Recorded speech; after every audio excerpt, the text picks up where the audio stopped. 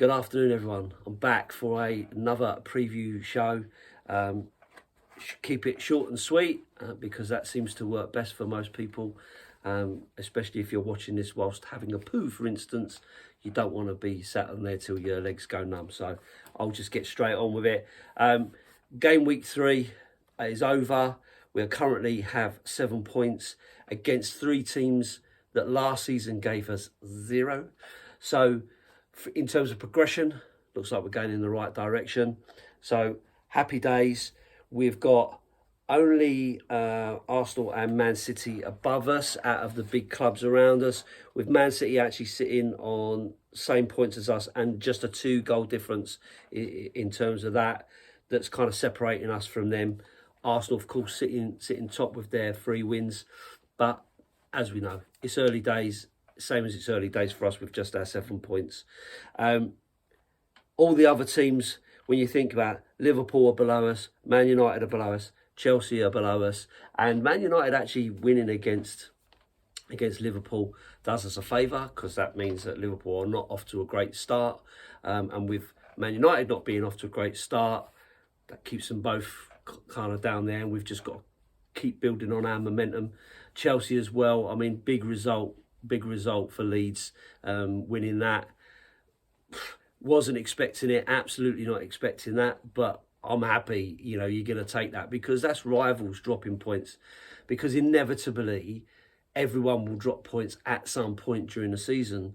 So if they're dropping them early and we're kind of building a little bit of a gap, that's kind of where you want to be, right? So we hope that momentum continues. So this weekend we're away at Nottingham Forest. Haven't played Nottingham Forest in the league since 1999, I believe, where we won 1-0. But obviously a bit of a mixed bag. We haven't played them too much in the meantime. But it should be an interesting game. Loads and loads of new signings for Nottingham Forest, which lots and lots of people were talking about. It's all over the media about how much they've spent and all the rest of it. But for me, I just think that's like trying to fix that mix. You're bringing lots of players in. Do they all know each other? Do they know the system? Do they know how each other plays? All that kind of stuff you kind of got to get your head around and fix that. They've not done too well so far. It's pretty even. They've had 1 win, 1 loss, 1 draw. They're currently sitting 10th, although there are 5 teams on the same points. So overall, you can't... I guess you can't really think too much about it, right? Let's be honest. It's 3 games in. Anything can happen. And like I say, we never saw Leeds beating Chelsea. And a lot of people were not seeing Liverpool losing, were they? So it's quite interesting how these things turn around. So this could be one of those games. I don't think it will be. I think we'll win. I think we'll win probably 1-0. I think we'll just get a 1-0 win. I'm bagging Harry Kane to continue on his run. He's now got 2 goals, 2 games. So let's hope that he can kind of continue that, because I'd like to see him really shine this season. In terms of formation, don't think that's going to change. In terms of players, don't think that's going to change an awful lot. I think now that Perisic is in the team, I think he'll probably stay in the team, especially as we've got West Ham in midweek. So I think if Sessegnon was to come in, it would be for Perisic to then come in against West Ham. But I personally think he'll stick with Perisic for his experience and so on, and kind of building up his game time and that kind of stuff. And Sessegnon may come in for the West Ham game for a bit of energy and that kind of stuff. So pretty much I think it'll be standard. The only injured players, as far as I can tell from what I've heard, is for Romero, who we know about. He remains injured. Skip, obviously, still injured, but I've seen that they are expected to be back in training very soon. So that may not be out for too much longer. But ultimately, we've not got lots of players out. I think Gill has been mentioned, and Lucas, I think, were mentioned in a press conference. Anyway, I might be wrong. So overall, I think it'll be very much what we expect. It'll be Emerson, because he's been playing okay. He's been putting lots of energy in. He's been doing lots of running. He's obviously pushing the attacking side of things. So I think that makes sense.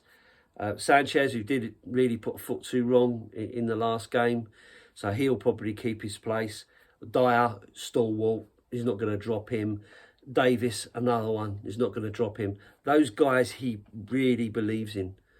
Regardless of what we might think as fans, the manager, an elite manager, believes that they are good players and worthy of their place in this team. So that, I think, will be the standard, back three with the two wing backs.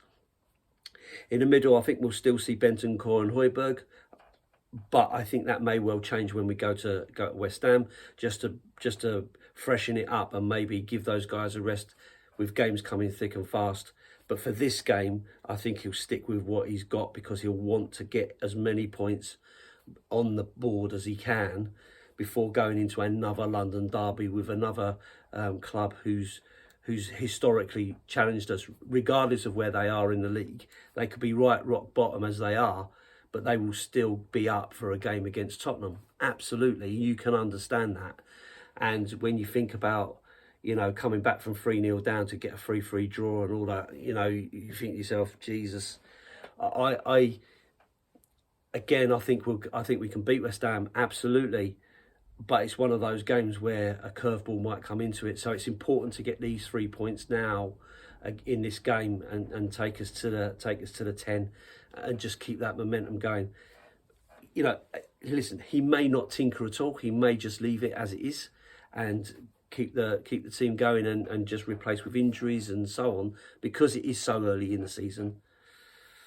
But I just had a feeling that with the game on the game on Sunday and a game on Wednesday, he may then start to go, okay, I'm going to take Højbjerg out and put Bissouma in, or Bentancur out, put Bissouma in, whichever way round he wants to do it. Because I think he probably sees 2 sets of 2.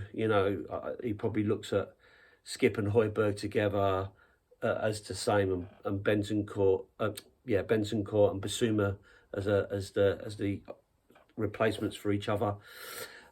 But yeah, for this game, I still think it'll be Højbjerg and Bentancur, and then of course the front three. I think it will remain Kulusevski, Son, Kane and Son. He absolutely believes in Sonny, as I think we all should. He's never really let us down. He may be having an off patch, but the only way to get over an off patch is to keep playing and play through it. You cannot get better if you're not playing. And we know that he has quality. So for me, I think Sonny will come in. If it's not working, then of course you've got the option of Richarlison to come in for that. And the same in the middle there with Bissouma. But I think Perisic is the one who he wants in that team once he's fit enough and at the right level. And having him in the game, I think that shows that he's trying to get him those minutes to be able to prove that point. So I don't think there's going to be any shocks this weekend. It'll be interesting. It'll be interesting to see how it goes. Like I say, Nottingham Forest, a win, a loss, a draw. So that doesn't really give you a lot about form. And like I say, it's only 3 games, so you can't really tell an awful lot about it. But this early in the season, you've just got to keep that momentum going and keep in touch with the teams around you whilst others are dropping points. Because as I say, inevitably, we probably will drop some points at some stage, and hopefully it's not going to be against teams that we would hate to lose against, such as West Ham, for instance, which would be rather annoying. But the games are coming thick and fast now. We've seen the Champions League draw. I'm not going to go through all that. You know who we've got. Does seem a relatively, I'm not going to say easy draw, because I don't think there's an easy draw. These teams are all in the Champions League for getting into the right positions in their respective leagues. So there's no point saying it's going to be easy, because we know historically when we've played teams that we're supposed to beat easily, sometimes you can make a real meal of that. So I'm not going to say that, but a relatively straightforward draw that should see us go through to the knockout stages, which would be amazing, especially with the with the Arsenal fans saying, "Oh, we'll soon be meeting each other in the Europa when you get knocked out," which is their chant and so on. So yeah, so interesting week with the Champions League draw. I'm pleased with it. I think it'll be interesting to see where we go, and if we can do something in that, would be amazing. We come so close not so long ago. We've had some investment. We've got an elite manager. We've now got to make that turn into silverware, because I'm absolutely fed up with the no trophies Tottenham and all that kind of nonsense. It's the go-to chant of any other team's football fan that we don't win anything. We've got to do it at some point. We've got to. Otherwise, I don't know. If we don't do it now, I can't see how we ever will. You know, if Conte doesn't get backed, if he doesn't get what he wants, if he doesn't get, you know, and even if that means a season or so, but within Conte's reign, we've got to achieve something. Be disappointed if we don't. Keep the faith. Hopefully, I'll have some videos of the of a win on Sunday with the guys I'm watching football with, and hope you'll like that. As I say, I'll leave it there. Up the Spurs.